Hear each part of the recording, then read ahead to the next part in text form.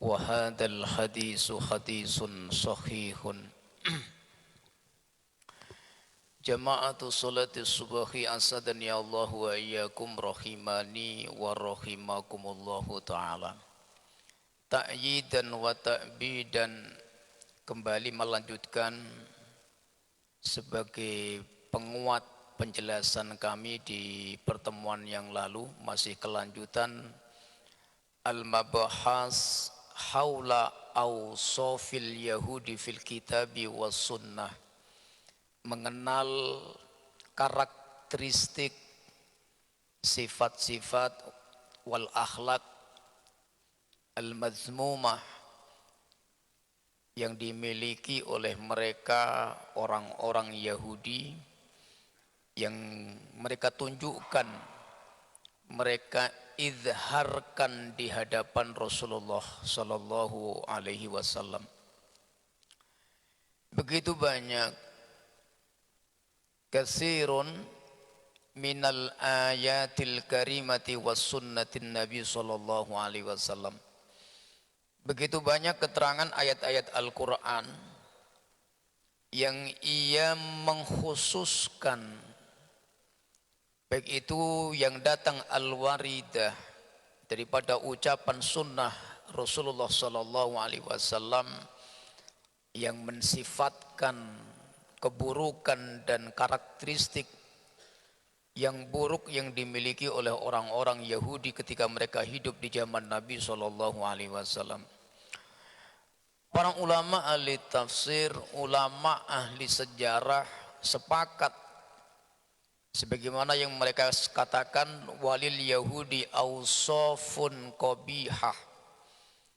Secara umum aglabiyah, walaupun di antara mereka ada yang mendapatkan hidayah kemudian masuk Islam, tetapi secara umum lil yahudi awsafun qabihah. Orang-orang Yahudi ini memiliki sifat-sifat yang buruk, al-qabihah. Wa akhlaqun zamimatun mardulatun, dan perilaku yang tercela.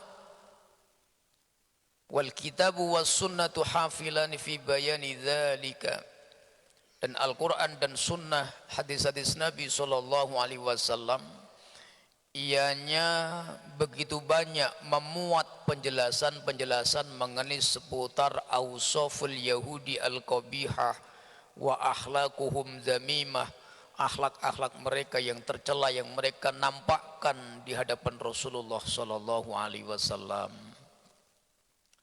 Kama anna syawahidat tarikhi wal waqi'i syahidani alal yahudi bisu'i wal fasad.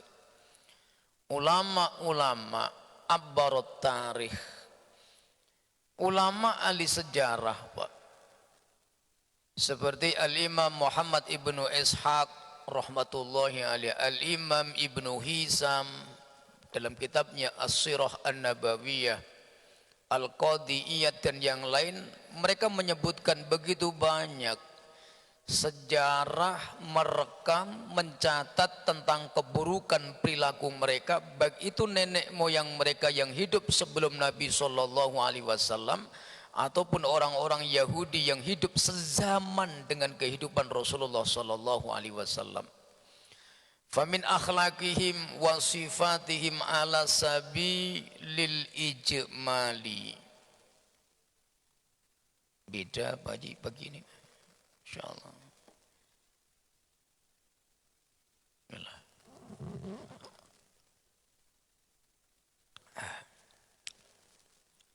Macam maulid Nabi aja Pak ini. Ini Masya Allah. Secara global Pak, Al-Quran dan Sunnah menyimpulkan hampir ada 15-16 karakteristik yang secara mayoritas ini semua dimiliki orang-orang Yahudi Pak. Yang pertama al-kibru, sombong Pak. Jadi mereka waktu yang hidup di zaman Nabi, izharul kibri amaman Nabi sallallahu alaihi wasallam, mereka ini mayoritas sombong, congkak. Wal hasadu yang kedua, mayoritas mereka ini dengki, Pak. Terutama kepada Rasulullah sallallahu alaihi wasallam. Kenapa mereka dengki? Karena an-nabiyyu fi akhir zaman, nabi di akhir zaman ternyata bukan dari trah Bani Israel. Ini yang menjadikan mereka dengki. Yang ketiga, adzulmu, suka berbuat zolim, aniaya. Yang keempat, wakitsmanul haqqi wal ilmi, orang yang terbiasa menyembunyikan kebenaran dan ilmu. Apa yang terdapat di dalam kitab mereka, maka ini banyak yang mereka sembunyikan, Pak. Walau kana wahyan, walaupun itu wahyu sekalipun, ketika tidak sesuai dengan keinginan nafsu mereka, maka mereka sembunyikan. Mereka tutup ayat-ayat yang pernah diturunkan oleh Allah kepada Nabiullah Musa alaihi salam. Jadi kitmanul haqqi wal ilmi. Yang kelima, tahriful kalami an mawadi'ihi. Mereka suka merubah-rubah firman-firman Allah yang diturunkan kepada nabi-nabi mereka, menggantikannya atau memindahkan posisi kecocokan pada hukum dan tempatnya, Pak. Jadi tahriful kalam an mawadi'ihi. Yang keenam, al khiyanah, orang yang paling suka berkhianat, Pak. Kemudian wal ghadru, yang ketujuh, orang yang suka mengkhianati perjanjian. Nah, kemudian yang kedelapan, su'ul adab, buruk perilakunya, wahtiqorul akharin, dan suka memandang remeh, merendahkan orang lain. Itu orang Yahudi yang hidup di Madinah pada waktu itu, Pak. Secara umum mereka memandang umat Islam itu jauh setrata, menurut mereka di bawah mereka, Pak. Dan itu pun sampai sekarang juga begitu. Jadi selain mereka, maka dianggap itu tidak ada nilai harganya di hadapan mereka, Pak. Wasa'yu fil fasad, orang-orang yang suka mengusahakan kehancuran. Dan sampai sekarang kita rasakan, Pak. Wa isaratul fitani wal hurub, orang-orang yang senantiasa membuat fitnah dan peperangan, Pak. Munculnya peperangan di mana-mana itu atas ulah propaganda mereka, dan itu sudah terbukti secara turun temurun dari abad ke abad, minal kurun, dari generasi ke generasi, yang dibuktikan oleh sejarah, Pak. Wal kadzib, mereka suka berdusta. Wa qaswatul qalbi, orang-orang yang disebut oleh Allah orang yang keras hati mereka. Wa mahabbatu isya'atil fahisyati, orang-orang yang suka menimbulkan, menyebarkan keburukan. Wa aklur riba, dan mereka ini adalah orang-orang yang suka mengkonsumsi harta riba dan mengupayakan perkara riba. Ada kisah yang menarik, Pak, yang ingin kami sampaikan di pagi hari ini. Bisa kita lihat betapa liciknya mereka yang tidak beriman kepada Rasulullah tentunya, yang mereka begitu ndakeknya gitu, ngakalin Rasulullah itu luar biasa pandainya mereka ini, Pak. Al-Imam Al-Mutawali Asy-Sya'rawi menukil riwayat ini dalam kitabnya Tafsir Asy-Sya'rawi ketika menjelaskan surah Ali Imran ayat 23. Dalam kitab Tafsir Jalalain dikutip secara singkat, Pak. Surah Ali Imran di ayat 23. Bismillahirrahmanirrahim.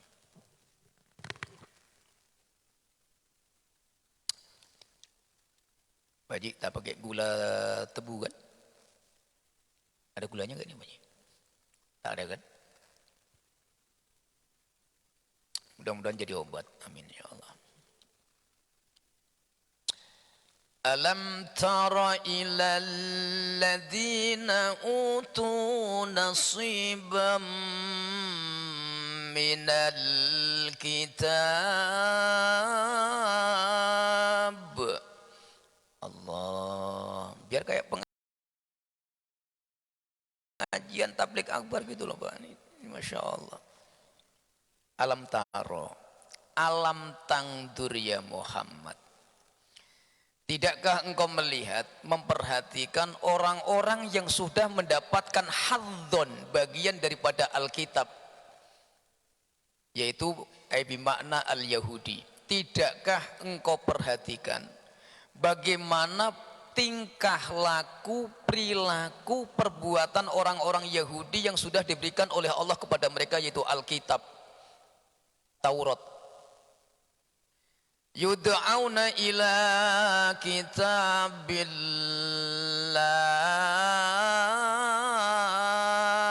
yang diseru, diperintahkan kepada mereka untuk berhukum menggunakan kitab Allah.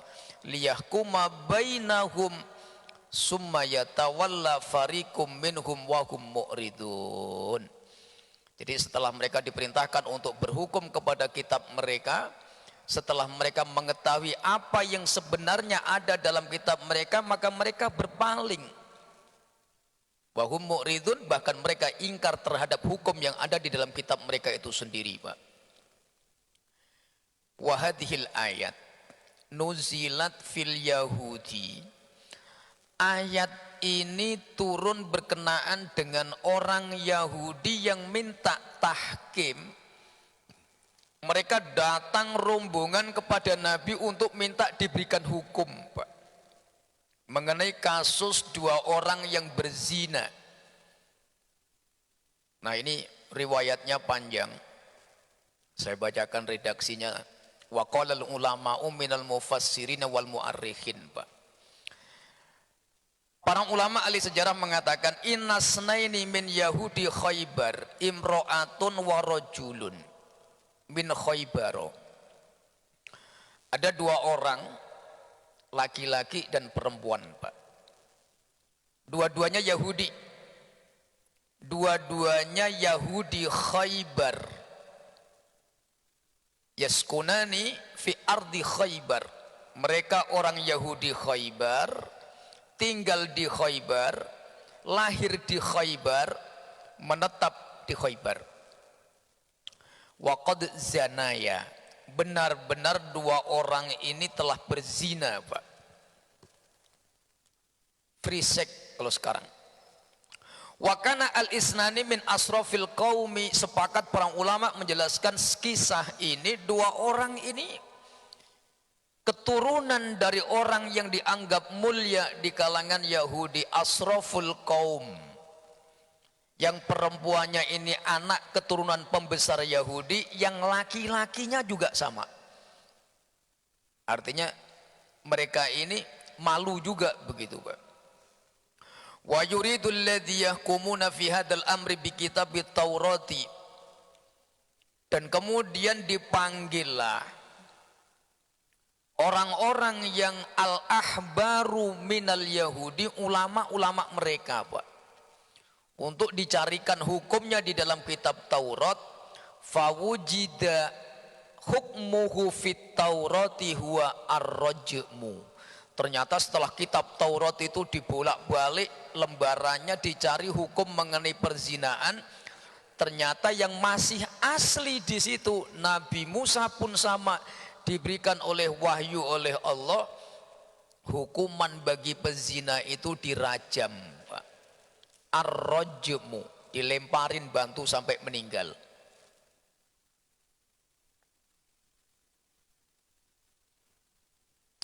Karena dua orang ini anaknya pembesar, termasuk orang yang terpandang, orang-orang Yahudi bingung nih. Ini kalau ditunaikan hukum rajam, matilah dua orang ini, Pak. Kalau tak ditunaikan hukum rajam, ini warisan Nabi kita, Nabi Musa, Pak. Fahtalu khilatan.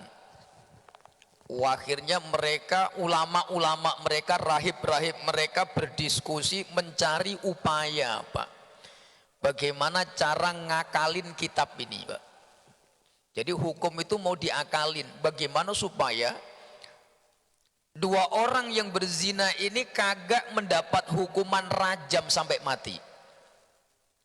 Wahia ayyadhabu ila Rasulillah sallallahu alaihi wasallam. Kemudian berangkatlah dua orang yang berzina ini, wa ma'ahum arhabuhum, dan beserta orang ini ada ulama-ulama mereka, rahib-rahib mereka, Pak. Nah, kemudian orang-orang Yahudi ini, Pak, ketika mendatangi Rasulullah untuk minta tahkim dihukumi mengenai perzinaan, ini bukan karena beriman kepada Al-Quran dan Rasulullah, walakinnahum, akan tetapi semata karena ingin mencari hukum yang lebih ringan. Nah, kita datang ke Muhammad, agamanya apa, nabinya orang Islam, sama-sama kita ke sana, siapa tahu di dalam agama Islam hukumannya lebih ringan. Nah, kalau lebih ringan kita ambil aja. Itu hailatan namanya. Jadi cerdiknya mereka itu, Pak, mencari celah hukum. Nah, kemudian inna zani wa huwa min Khaybar wal Khaybariyah az-zaniyah arada ayyastankidha anfusahuma min hukmi Taurati birrajmi. Dua orang yang berzina ini menghendaki, aroda ayyastankidha, agar dirinya selamat dari hukum rajam yang ditetapkan dalam kitab Taurat. Jadi dalam kitab Taurat itu kalau ada orang berzina muhson, dua-duanya dirajam, Pak. Dan ini hukum Allah yang pernah diturunkan oleh Allah kepada umat-umat yang lalu, termasuk dalam kitab At-Taurat kepada umat Bani Israel, Pak. Orang-orang Yahudi meyakini hal ini, Pak. Makanya mereka berpikir dengan keras bagaimana supaya dua orang ini kena hukum rajam. Nah, kemudian fadhahaba az-zani waz-zaniyatu wa ma'ahuma al-akhbaru au ulama'uhum alladzina yuriduna ayyalau hukmallahi as-sabiq fit Taurati wa huwa ar-rajmu. Mereka ingin mencari hukum di luar Taurat supaya ada hukum yang lebih ringan dari Tuhan. Barangkali dalam Islam itu lebih mudah. Wa inda madakhalu ala Rasulillah sallallahu alaihi wasallam wa kana hunaka wahidun ismuh. Kemudian mereka berkumpul menunggu Rasulullah di satu tempat. Kemudian ketika mereka masuk ke tempat itu, Nabi sudah ada di situ. Diadakan perjanjian pertemuan. Nah, di antara orang-orang Yahudi yang terkenal, dan akhirnya ada juga yang masuk Islam, Pak. Yang pertama An-Nu'man bin Aufi. Kemudian yang satunya lagi yaitu Bukhra bin Amru, Pak. Ini orang yang ditunjuk oleh orang Yahudi untuk menjadi mediasinya, menjadi jubirnya gitu, Pak, mewakili keperluan mereka kepada Rasulullah sallallahu alaihi wasallam. Faqalu, dua orang laki-laki ini dan yang lain mengatakan, ya Rasulullah iqdi baina haula, ya Rasulullah, mohon engkau putuskan hukuman untuk mereka ini, dua orang yang berzina. Faqala Rasulullah sallallahu alaihi wasallam, ma makna? Nabi menjawab begini, Pak. Ketika diminta hukuman, ketetapan hukum akan pelaku zina yang dilakukan oleh orang Yahudi ini apa maksudnya? Ma makna? Awalaisa indakum hukmun, bukankah kalian memiliki hukum sendiri? Bukankah selama ini kalian tidak meyakini Al-Quran? Terus apa ini maksudnya?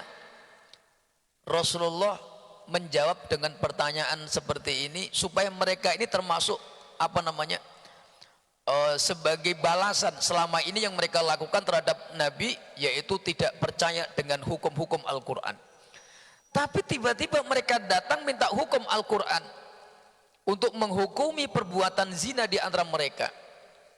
Nah, kemudian Nabi menjawab, bukankah di dalam Taurat kalian sudah jelas hukumnya? Bukankah Nabi kalian dulu sudah meninggalkan hukum yang begitu sharihan? Likulli zanin fa'alaihi rajmun, atas setiap pezina maka atasnya dirajam sampai meninggal. Kemudian Orang-orang Yahudi ini bilang begini, Pak. Mereka menyangka Rasul ini kagak paham. Apakah seperti itu ya Muhammad? Ya kalau tidak percaya silakan, datangkan Tauratnya. Akhirnya mereka mengambil kitab mereka, Taurat, Pak. Dan ini para ulama sepakat, kitab Taurat yang asli itu tidak semua orang Yahudi yang tinggal di Madinah itu bisa paham, Pak. Karena orang Yahudi yang sudah tinggal menetap di Madinah pada waktu itu, hum yatakallamuna bilughatil arabiyyah. Orang Yahudi Madinah karena saking lamanya tinggal bersama dengan orang Arab, mereka bahasanya sudah bahasa Arab. Bahasa Ibrani, bahasa asli kitab Taurat hanya sedikit, qalilan minhum alladzina ya'lamuna kutubahum. Mereka sedikit yang paham, Pak. Maka dipanggillah fada'a bi qismin minat Taurati wa qala Rasulullah sallallahu alaihi wasallam ayyukum a'lamu bit Taurah. Nabi nanya begini, oke kalau begitu, siapa di antara kalian yang hadir datang di majelis ini yang paling paham dan paling alim terhadap Taurat? Artinya siapa ulama kalian yang paling alim terhadap kitab Taurat? Faqalu sahsun ismuhu Abdullah bin Suriyah. Maka mereka menjawab, kami punya seorang ulama, punya rahib, punya orang yang paling pakar terhadap Taurat, namanya Abdullah bin Suriyah. Maka didatangkanlah fa'akhdaruh. Sepakat akhirnya dipanggil nih Abdullah bin Suriyah untuk datang ke majelis itu, Pak. Wa'atahut Taurata. Setelah Abdullah bin Suriyah ini datang, orang-orang Yahudi menyerahkan kitab Taurat ini kepadanya. Waqala. Kemudian Nabi memerintahkan kepada Abdullah bin Suriyah ini, Iqra ya Abdullah, baca kitab Taurat itu. Fajalasa Abdullah bin Suriyah summa yaqra. Jadi Abdullah bin Suriyah ini akhirnya mengikuti perintah Nabi. Dia duduk di hadapan Nabi, kemudian dia baca kitab Taurat itu, Pak. Falamma marra ala ayatir rajmi wa do'a kafahu alaiha liyukhfiyaha. Dibaca semua itu kitab Taurat, Pak. Ketika sampai ayat rajam, ditutuplah tulisan itu dengan telapak tangannya supaya Nabi kagak lihat. Jadi setelah ditutup pakai tangan begitu, tangannya diletakkan oleh Abdullah bin Suriyah. Wa qara'a ghairoha, dibaca yang nampak aja, Pak. Jadi ayat rajamnya itu enggak dibaca. Nih pinternya orang Yahudi itu, Pak. Jadi bagian ayat yang menjelaskan tentang rajam itu ditutup pakai tangan. Nah yang dibaca di bawahnya lagi. Nah kemudian setelah melakukan tipu daya seperti itu, kebetulan ada orang Yahudi yang sudah masuk Islam, Pak. Namanya Abdullah bin Salam radhiyallahu an. Yahudiun, dia Yahudi tapi aslama, masuk Islam. Orangnya soleh, rajulun solihun, laki-laki yang soleh, yang taat, yang zahid, namanya Abdullah bin Salam radhiyallahu anhu. Wakana Yahudian, dulu Yahudi, Pak. Nah Abdullah bin Salam ini termasuk orang yang ahli dalam Taurat, Pak. Dia ikut nyimak apa yang dibaca oleh rahibnya Yahudi Abdullah bin Suriyah.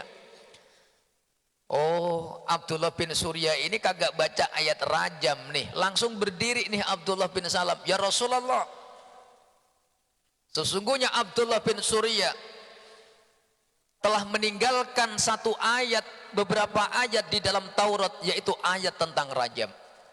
Wa zahzaha ibnu Salam kafar rajul wa qara'a huwa fa idza hiya ayatur rajmi. Langsung dipegangnya tangannya laki-laki yang alim tadi, rahib tadi, oleh Abdullah bin Salam, dibukanya, kemudian Abdullah bin Salam yang baca ayat rajam itu, Pak. Nih untung ada Abdullah bin Salam, kalau enggak jadi dirajam tuh orang, Pak. Nah kemudian setelah dibacakan oleh Abdullah bin Salam ayat-ayat mengenai rajam yang maktubun fit Taurah, kemudian Rasul Shallallahu Alaihi Wasallam mempersilahkan kepada orang-orang Yahudi, ketahuilah oleh kalian di dalam agama Islam bahwa orang yang berzina tetap semua akan kena had, namanya had zina. Kalau dia ghairul muhsan fajliduhuma, dijilid didera 100 kali, dan kalau dia muhsan maka dia dirajam 100 kali, Pak. Oh, bukan 100 kali, dirajam sampai mati hatal wafat. Nah, kemudian orang-orang Yahudi ini setelah melihat dan mendengar bahwa di dalam agama Islam itu juga sama dengan apa yang ada di dalam agama mereka, di kitab mereka, mau tidak mau lagi, Pak, fa'abau, mereka enggan untuk melakukan rajam itu. Jadi mereka menolak. Ya tawalla wa hum mu'ridun, mereka menolak, mengingkari, berpaling dari kitab mereka, kitab Taurat. Kalau begini kami tak jadi ya Muhammad, kata mereka. Kami tidak akan melakukan hukuman ini kepada saudara kami dua orang ini. Akan tetapi Nabi SAW, karena telah ditunjukkan ada keterangan ayat rajam dalam kitab Taurat, mau tak mau dua orang ini juga akhirnya dirajam, Pak. Kemudian fagadibu, mereka marah. Jadi akhirnya yang terjadi, mereka marah, tidak terima. Padahal hukum rajam itu maktubun fi kitabih Taurah. Padahal rajam itu sudah ada ratusan tahun, ribuan tahun sebelum mereka hidup di zaman Nabi, bahwa Taurat yang pernah dipegang oleh, diturunkan oleh Allah kepada Nabiullah Musa alaihissalam juga berbicara mengenai masalah rajam. Dan di dalam Al-Quran surah An-Nur, Pak, di ayat 2 bagaimana Allah menjelaskan mengenai hukum seputar tentang orang-orang yang berzina. Az-zani waz-zaniyatu fajlidu kulla wahidin minhuma mi'ata jaldah, maka cambuklah oleh kalian pelaku zina, baik itu laki-laki atau perempuannya, fajlidu kulla wahidin, pukullah di antara satu-satu mereka, minhuma, dua-duanya, mi'ata jaldatin, yaitu 100 kali cambukan. Dan para ulama mengatakan ini kalau pelakunya ghairu muhson, masih bujang, Pak. Wa amal muhson, adapun yang muhson maka ikut hadisnya Sayyidina Umar bin Khattab radhiyallahu an. Qala Umar wa huwa jalisun ala mimbari Rasulillah sallallahu alaihi wasallam. Ini beliau sampaikan ketika beliau menjadi khalifah. Innallaha qad ba'atsa Muhammadan sallallahu alaihi wasallam bil haqq wa anzala alaihi alkitab fakana mimma unzila alaihi ayatur rajmi qara'naha wa wa'ainaha. Sesungguhnya aku pernah membaca ayat daripada Nabi SAW yang berbicara mengenai rajam bagi pelaku zina. Maka Nabi juga pernah merajam pelaku zina, yaitu seorang perempuan, taubatu al-mar'ah, seorang perempuan yang berlaku zina kemudian dia minta dirajam oleh Nabi SAW. Artinya rajam ini juga pernah, hukuman ini dijatuhkan oleh Nabi ketika beliau masih hidup. Jadi ini seputar kisah mengenai di mana akhlakul Yahudi, Pak, ausoful Yahudi, di mana mereka mencoba ngakalin Rasulullah SAW. Jadi sudah di hadapan Rasul pun mereka masih cari-cari celah bagaimana supaya Nabi itu bisa diakalin gitu, Pak. Ini luar biasanya mereka, Pak.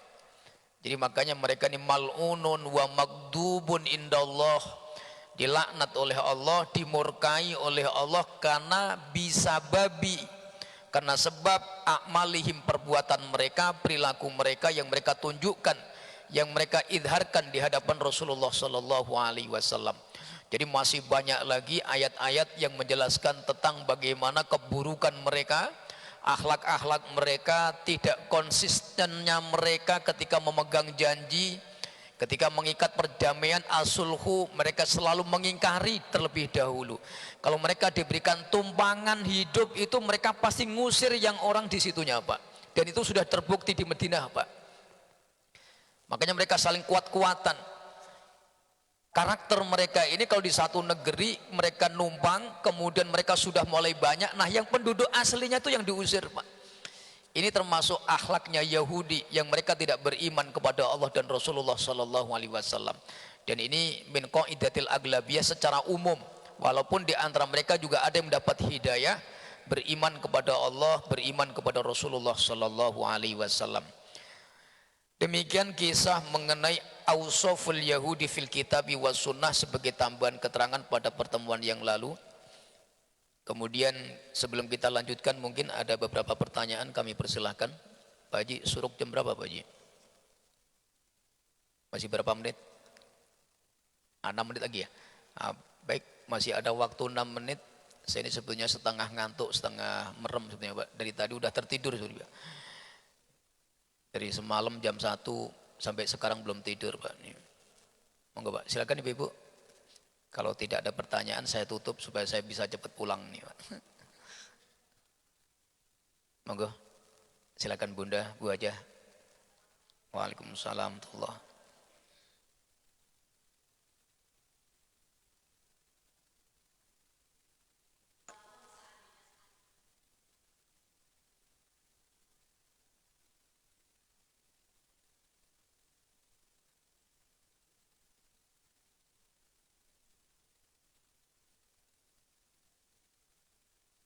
Jadi maksudnya kalau ada orang yang seperti ini keturunannya Yahudi gitu Bu.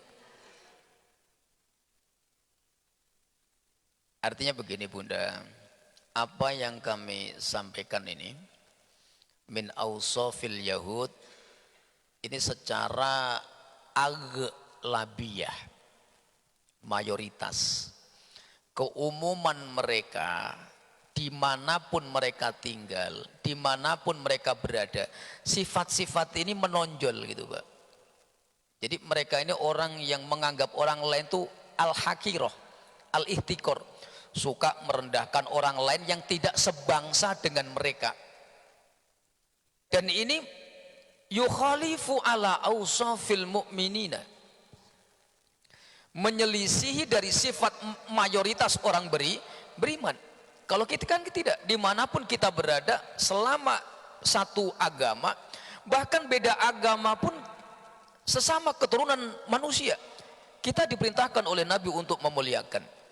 Dalam tanda kutip ada batasan-batasannya tentunya. Contoh, wakana Rasulullah sallallahu alaihi wasallam, Nabi pernah duduk ma'ashabihi fisati il-torik.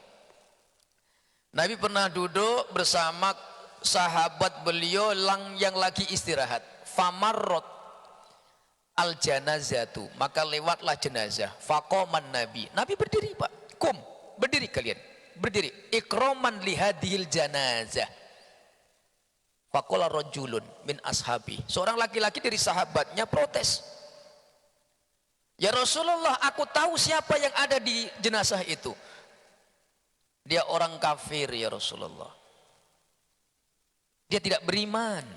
Dia mengatakan dia Yahudi ya Rasulullah. Apa kata Nabi? Bukankah dia ciptaan Allah? Bukankah dia keturunan Nabiullah Adam? Maka fa'akrimu, muliakan sesama umat manusia. Nabi menganjurkan untuk memuliakan. Dan ini akhlak kita Pak. Dan ini sama sekali tidak dimiliki orang-orang Yahudi waktu itu Pak.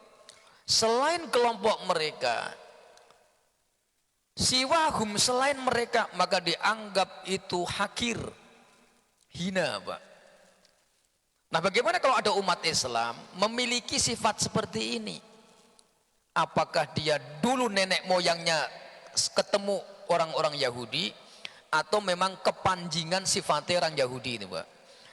Mungkin kalau keturunan kayaknya enggak. Orang Yahudi ini orangnya ganteng-ganteng masalahnya Pak. Ini serius nih, kalau orangnya pendek-pendek, hidungnya pesek, kok kelakuannya kayak orang Yahudi, itu kesurupan Yahudi namanya Pak. Enggak, ini serius ini. Lah orang Yahudi itu putih-putih kok Pak. Keturunan Bani Israel tuh hidungnya mancung. Dia punya kebiasaan memanjangkan cambang di sini Pak. Panjang begini, nah itu panjang itu. Itu ciri khas Yahudi yang masih klasik.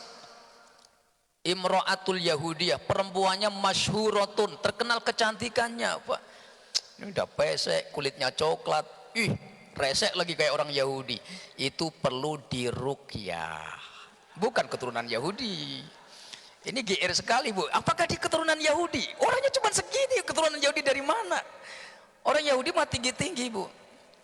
Demikian Bunda. Jadi itu bukan keturunan Yahudi, tetapi meniru orang Yahudi. Ada lagi Pak? ikan sepat, ikan gabus, biar semakin cepat, semakin bagus. Dengan doa kifaratul majelis maksudnya. Saya udah ditunggu Pak Hen ini masalahnya. Dia mau bisik-bisik ke saya ini. Hari Rabu loh Pak Kiai. Turun apa tidak kan begitu. Nanti aja Pak Hen, di luar aja nanti bahas. Ada yang ditanyakan lagi Pak? Cek lagi. Cukup? Pak Jito ini udah cukup ya Pak? Oh, oke lah.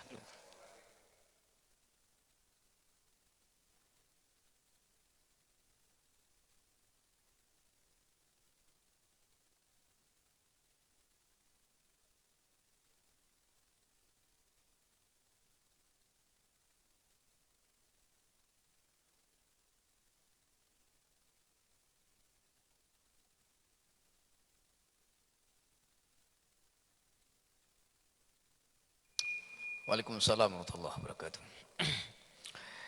At-ta'ziyah. Jadi makna takziah ini menghibur Pak, menguatkan orang-orang yang ahlul musibah, ahlul mayit. Nah konteksnya takziah itu sunnah, tasarruful janaiznya fardu kifayah, hadir di majelis kematian sunnah, tetapi mengurusi mayitnya itu fardu kifayah dengan catatan kalau dia orang beriman. Bagaimana kasusnya kalau dia ghairul muslim, non muslim Pak? Wahtalafa al ulama. Dalam konteks menghadiri prosesi kematian yang dialami orang non muslim, ulama berbeda pendapat.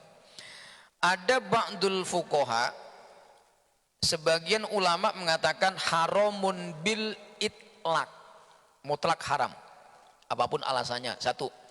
Yang kedua, wa ba'duhum, sebagian mengatakan jawazun, boleh ma'asyurut, dengan syarat. Boleh tetapi dengan syarat. Pertama, asyartul awal, tidak mendoakan, la yad'unal mayyit, tidak mendoakan, mereka tidak mendoakan mayit tentang doa al-maghfirah, tidak mendoakan mayit dengan doa ampunan. Satu, pokoknya syaratnya tidak mendoakan kebaikan pada mayit. Tidak perlu Allahumma gfir lahu warhamhu wa'afihi wa'fu anhu Allahumma anzil rahmat. Jadi wala tahrimna ba'dahu wala taftina apa wala tahrimna ajrahu wala taftina ba'dahu, itu enggak perlu.